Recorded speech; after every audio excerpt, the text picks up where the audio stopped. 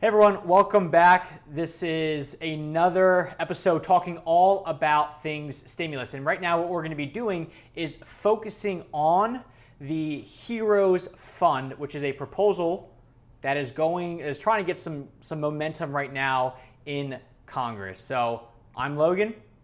I'm Edin. And this is on the personal side. This is not on the SBA side. This is more personal. So with the Heroes Fund, it came out. It's a Democrat-backed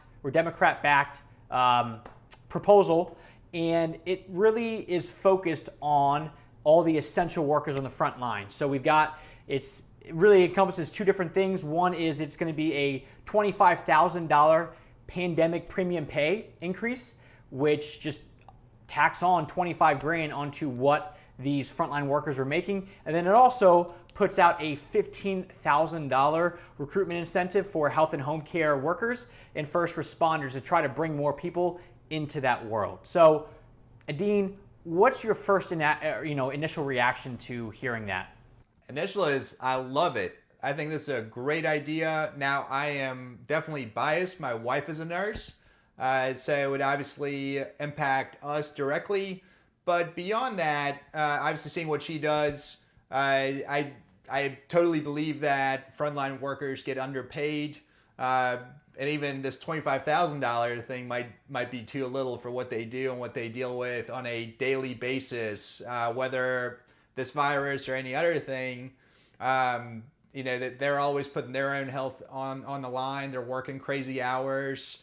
They sometimes go for days without sleeping and seeing their families. So I think this is a phenomenal idea that we can finally somehow say thank you beyond just all the recognition that we give to them. Obviously, we're always trying to take care of them, but I feel like they're still underappreciated for how much they put in.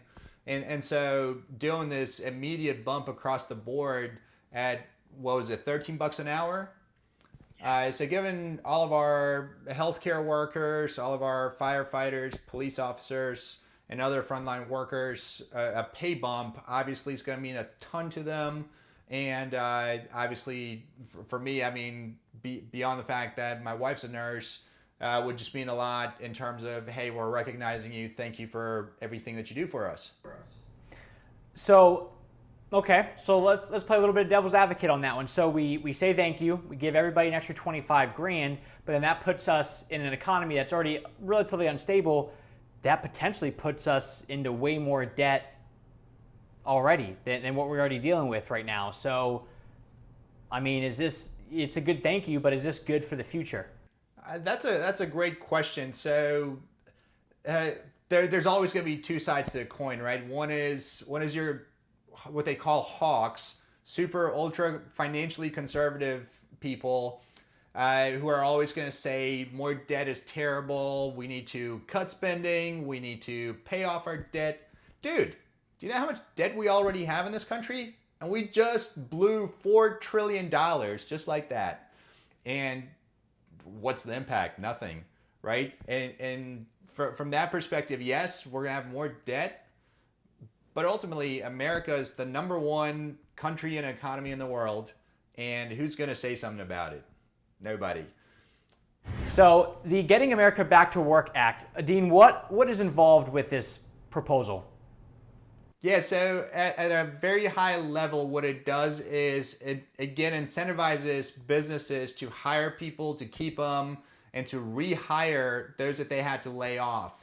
And it provides a payroll tax credit, so essentially decreases the amount of taxes that companies have to pay on payroll in order to be able to use those savings to pay those employees. And in essence, essentially, it just decreases the cost of having employees. So how much of an impact would this really have on a business? I mean, how much is the average business paying, let's say percentage-wise, in payroll, and then you take 80% off? I mean, is that enough to really move the needle, or is this just like a sweet little icing on the cake?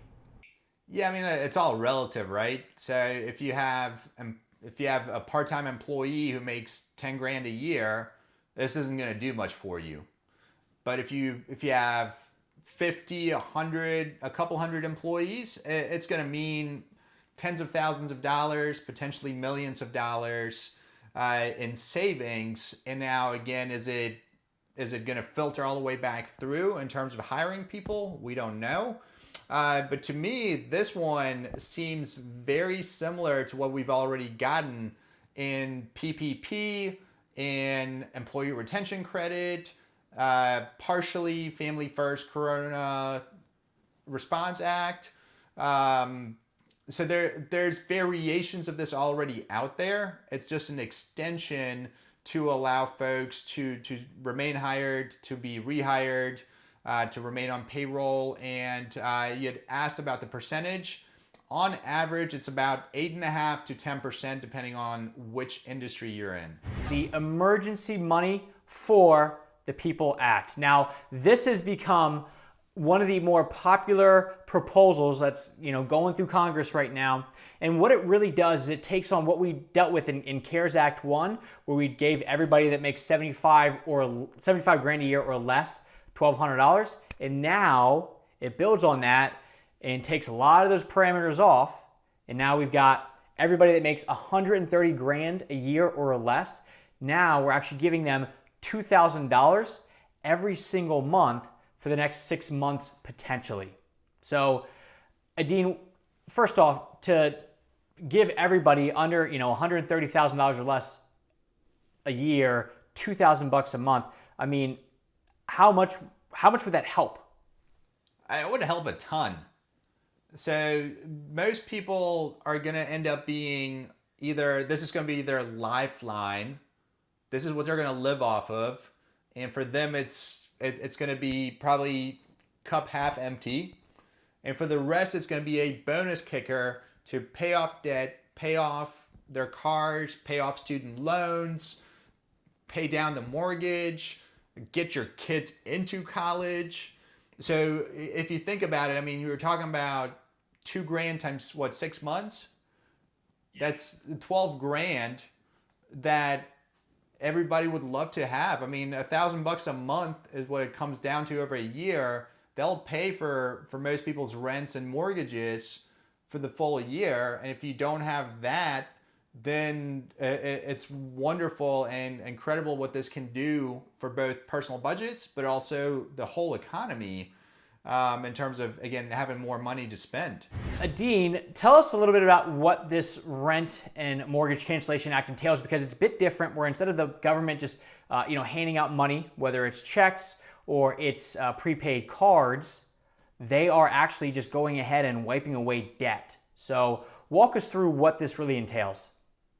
Yeah, so most typical government programs give you money, right? Like you mentioned, they either send you a check, direct deposit, give you some sort of prepaid card, with the idea being, hey, you're an adult, like you can make your own decisions, right? The problem is we all prioritize differently.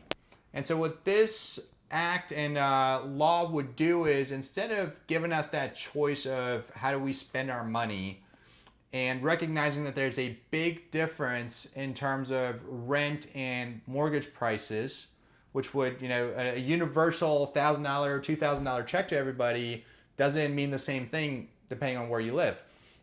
So what they would do with this instead is they would send money to your landlord or to your bank who has your mortgage.